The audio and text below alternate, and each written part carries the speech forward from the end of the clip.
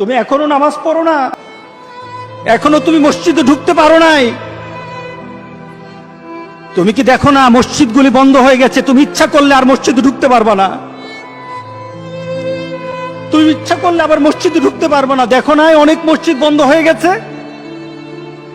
মসজিদে তুমি যদি ঢুকতে না পারো, তুমি কি দেখো না আজকে যারা মারা যায় তাদের মৃত্যুর পর তাদের কাছে কেউ যায় না।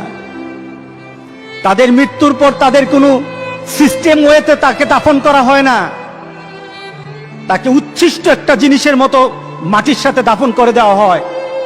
এ মানুষগুলি কাছে যায় না, টেনে টেনে দড়ি ধরে টেনে দিয়ে তাকে গর্তের মধ্যে ফেলে দেয়, তার কাছে যায় না। তুমি কি দেখো না?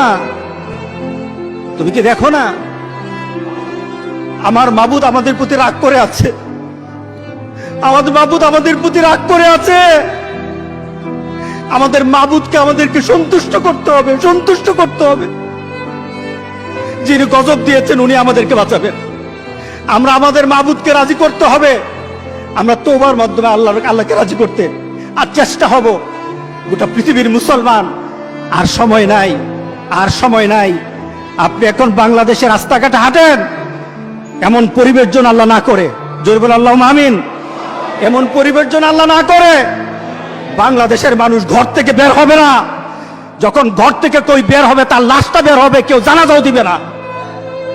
এমন হয়ে যাবে যদি আল্লাহকে সন্তুষ্ট না করতে পারেন, এমন হয়ে যাবে।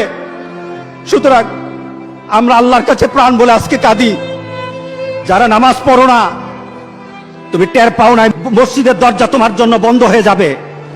তুমি মনে রেখে দিও, মসজিদের সাথে তোমার সম্পর্ক তোমার হয় নাই, তুমি জান্নাতের দরজাও তুমি খুলতে পারবা না। তুমি এখনো বেনামাজি, এখনো সকালবেলা তুমি ঘুমাও, এখনো তুমি আল্লাহকে ভুলে আছো, এখনো তোমার কাছে তওবার কথা তোমার চিন্তাতে আসে নাই। তুমি অনেক কিছু হতে পারো, তুমি মুসলমানের কাতারে থাকবা না।